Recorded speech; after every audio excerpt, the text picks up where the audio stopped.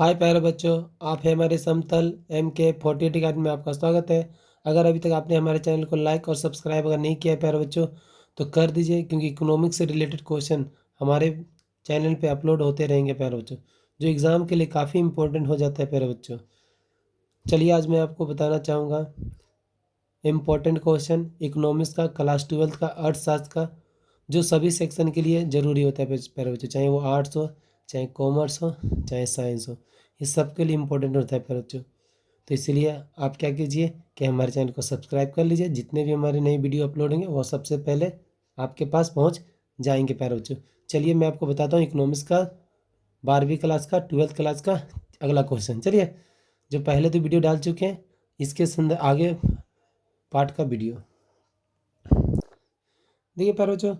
भुगतान शेष के चालू खाते के घटकों को लिखिए। देखिए प्यारे बच्चों, भुगतान शेष आखिर होता क्या है, ठीक है प्यारे बच्चों, उसका घटक क्या होता है, वो किन किन से मिलकर बना होता है प्यारे बच्चों।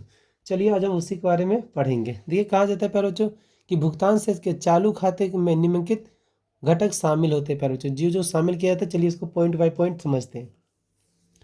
पहले देखिए वस्तुओं का आयात और निर्यात। पहले क्या करते हैं प्यारे बच्चों, वस्तु का आयात करते हैं और निर्यात करते हैं। पहले ही आपको बताया गया कि वस्तु का आयात किसे कहते हैं, जब कोई देश किसी दूसरे देश से कोई वस्तु मंगवाता है अपने देश में तो उसको आयात कहते हैं। और निर्यात का मतलब होता है प्यारे बच्चों, कोई जब कोई देश अपने देश से कोई वस्तु किसी दूसरे देश को भेजता है, ठीक है, तो इसको निर्यात कहा जाता है प्यारे बच्चों। जैसे खाद्यान्न, मशीन, वस्त्र, खनिज, ये सब भी हो सकता है प्यारे बच्चों। अगला देखिए सेवाओं का आयात एवं निर्यात, जैसे जहाजरानी, बैंकिंग, बीमा, पर्यटक सेवाएं। मतलब सेवाओं का जो बात की जाती है पहले, जहाजरानी हो गया, बैंकिंग सेवा हो गया, बीमा हो गया, इंश्योरेंस हो गया, पर्यटन हो गया, सेवाएं हो गया, ये सभी क्या पैर जो आयात या निर्यात किया जाता है। ये सभी क्या भुगतान शेष का पार्ट है, भुगतान शेष का पार्ट है, घटक है। तीसरा पॉइंट देखिए, एक देश के द्वारा दूसरे देश को किया गया एक पक्षीय अंतरण, जैसे उपहार, अनुदान, क्षतिपूर्ति। क्या बोला, एक देश के द्वारा दूसरे देश को किया गया एक पक्षीय अंतरण, मतलब एक पक्षीय मतलब एक तरफा, उपहार दिया, अनुदान दिया, क्षतिपूर्ति जो भी दिया प्यारे बच्चों, वो सारा भुगतान शेष का क्या पार्ट होता है, घटक होता है। ये विविध विविध घटे, विविध मदे, जैसे रॉयल्टी, पेटेंट, फीस, विज्ञापन, कमीशन, ये सभी क्या होता है प्यारे भुगतान शेष के चालू घटकों के पार्ट है प्यारे बच्चों, घटक है। ठीक है, रॉयल्टी क्या होता है, जब कोई व्यक्ति कोई किताब उताब लिखता है, ठीक है, और उसका किताब ज़्यादा फेमस हो जाता है, बिकने को नहीं रहता है, तो रॉयल्टी लेता है बदले में। पेटेंट भी सेम इसी तरह होता है प्यारे बच्चों, अपना एक अधिकार होता है। एक फीस भी उसका चालू भुगतान शेष का ही पार्ट होता है।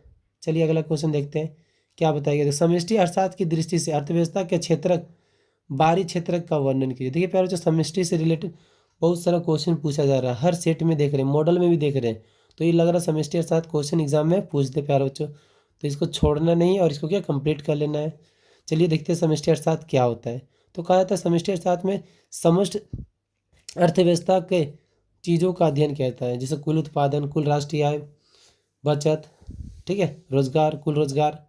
समष्टि अर्थशास्त्र की दृष्टि से क्षेत्रीय देशीय अर्थव्यवस्था से बाहर विश्व के अन्य देशों के साथ किए जाने वाले आर्थिक क्रियाकलापों को बाहरी क्षेत्र की श्रेणी में रखा गया। प्यारे बच्चों, देखिए क्या बोला कि बाहर देश का अर्थव्यवस्था के बाहर देश के अन्य देशों के साथ, मतलब मेरा देश है, हम किसी दूसरे देश के साथ क्या करते हैं, आर्थिक लेन देन करते हैं प्यारे बच्चों, तो उसके बाहर क्षेत्र में रखा जाता है। विश्व के सभी देश अपने देश की सीमाओं से बाहर, मतलब विश्व का कोई भी देश हो प्यारे बच्चों, अपने देश का सीमा के बाहर मतलब दूसरे देश के साथ आपस में बाहरी व्यापार करता है। क्या होता है, आपस में बाहरी व्यापार करता है, ठीक है। बाहरी क्षेत्र किसी देश की अर्थव्यवस्था को प्रभावित करता है प्यारे बच्चों। जब बाहरी क्षेत्र जब व्यापार किया जाता है प्यारे बच्चों, तो देश की अर्थव्यवस्था को काफ़ी प्रभावित करता है, चाहे अच्छा हो बुरा हो, दोनों असर पड़ता है प्यारे बच्चों। चलिए अगला देखिए क्या इसका टॉपिक। देखिए बाहरी क्षेत्र से व्यापार की 3 प्रकार हो सकती है, मतलब बाहरी क्षेत्र में 3 प्रकार से हम व्यापार को कर सकते हैं। पहला निर्यात, निर्यात मतलब अपना देश का वस्तु किसी दूसरे देश को भेजते हैं तो हमको इनकम प्राप्त होता है। देखिए जब कोई देश अपनी घरेलू वस्तु विश्व के अन्य देशों में बेचते हैं तो बेचते हैं तो उसे निर्यात कहते हैं। क्या कहते हैं फिर बच्चों? निर्यात कहते हैं। अगला देखिए आयात क्या होता है। कोई देश जब विश्व के अन्य देशों से वस्तुएं खरीदता है, क्या करता है फिर बच्चों? वस्तुएं खरीदता है तो उसे आयात कहते हैं। क्या कहते हैं? मतलब जब कोई देश किसी दूसरे देश से कोई वस्तु खरीदता है या सेवा खरीदता है तो उसको आयात कहते हैं। विदेशी निवेश। अब विदेशी निवेश क्या होता है? फॉरेन इन्वेस्टमेंट क्या होता है प्यारे बच्चों? तो किसी किसी देश की अर्थव्यवस्था में किसी देश की अर्थव्यवस्था में विदेशी पूंजी का भी प्रवाह हो सकता है। जाहिर किसी देश की अर्थव्यवस्था में विदेशी पूंजी का भी प्रभाव हो सकता है। मतलब विदेश वाले भी क्या कर सकता है?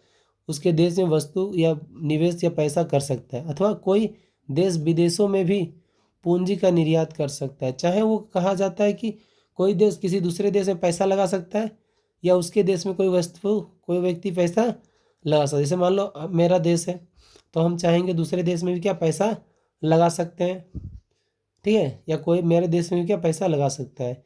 तो हम जो लगाए प्यारे बच्चों मेरे लिए क्या विदेशी निवेश हो गया, क्योंकि मैंने क्या किया, इसको दूसरे देश में क्या इन्वेस्ट किया है। तो इस तरीके से भी क्या किया जा सकता है सेमेस्टर साथ में, ये सभी।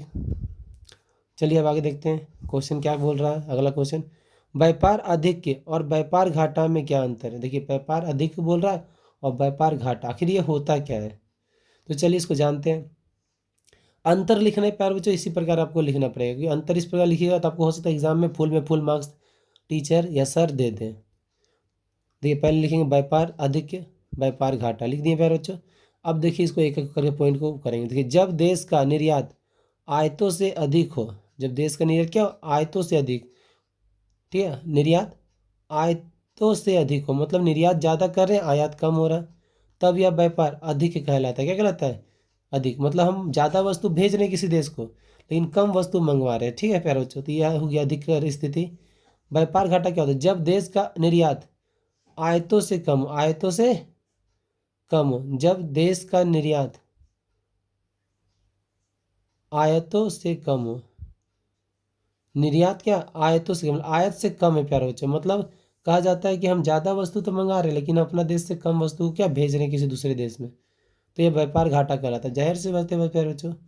अब क्या करें आप कि देखिए घाटा इसे कहते हैं जब मान लीजिए कि आपने क्या किया कि आप कमा रहे हैं 100 रुपया, क्या कमा रहे 100 रुपया, लेकिन आप क्या खर्च कर दे 200 रुपया, क्या खर्च कर दे रहे 200 रुपया। मतलब आप 200 रुपये का वस्तु खरीद के ला रहे हैं लेकिन अब अपना वस्तु कितना बेच पा रहे हैं? केवल 100 रुपये ही बेच रहे हैं प्यारे बच्चों, तो घाटा ही होगा ना, जाहिर सा। अगला देखिए, इस स्थिति में व्यापार शेष लाभ तब होता है दृश्य वस्तुओं का कुल निर्यात मूल्य का कुल आयात से ज़्यादा होता है। कुल आयात से क्या होता है प्यारे बच्चों? जो कुल निर्यात है वो कुल आयात से अधिक होता है, जाहिर से आयात से अधिक होता है तो हमको अधिक होता है। लेकिन व्यापार घाटा में क्या होता है? जस्ट इसका उल्टा होता है। इस स्थिति में किसी देश के दृश्य वस्तुओं का कुल निर्यात मूल्य कुल आयात मूल्य से कम होता है। आयात मूल्य से क्या होता है? कम होता है प्यारे बच्चों। इसमें सेम यही बात बताया गया कि अगर मान ली 100 वस्तु है, अगर हम किसी को भेजते हैं लेकिन हम क्या करते हैं कि 100 वस्तु तो भेजते हैं किसी दूसरे देश को, लेकिन उसके देश से हम क्या करते हैं 200 वस्तु मंगवा लेते हैं, तो वो घाटा ही होगा ना प्यारे बच्चों, क्योंकि हम बेच रहे हैं कम लेकिन मंगवा रहे हैं अधिक। इसमें देखिए निर्यात अधिक है, निर्यात क्या है, और आयात कम है। इस सिंबल से दिखा सकते हैं। इसमें दूसरा क्या है? निर्यात। देखिए निर्यात इसमें कम है लेकिन आयात क्या ज़्यादा है। मैंने भी क्या बताया प्यारे बच्चों है, निर्यात में क्या बताया कि देखिए आप क्या किए, आयात क्या किए प्यारे बच्चों, आप आयात क्या किए, आयात मतलब 100 वस्तु, ठीक है, ठीक है, आयात आपने मान लीजिए कि 200 वस्तु किया, आयात क्या किया 200 वस्तु किया, लेकिन आपने निर्यात कितना किया, निर्यात कितना किया प्यारे बच्चों, निर्यात आपने कितना किया 100 किया। तो बताइए आपको घाटा ही होगा ना, क्यों? देखिए इससे आपका कितना 200 रुपये चला गया लेकिन आया कितना, तो घाटा कितना हो गया प्यारे बच्चों 100 है। तो क्या व्यापार घाटा हुआ ना, तो इसी को समझाया गया प्यारे बच्चों। चलिए अगला देखते क्वेश्चन।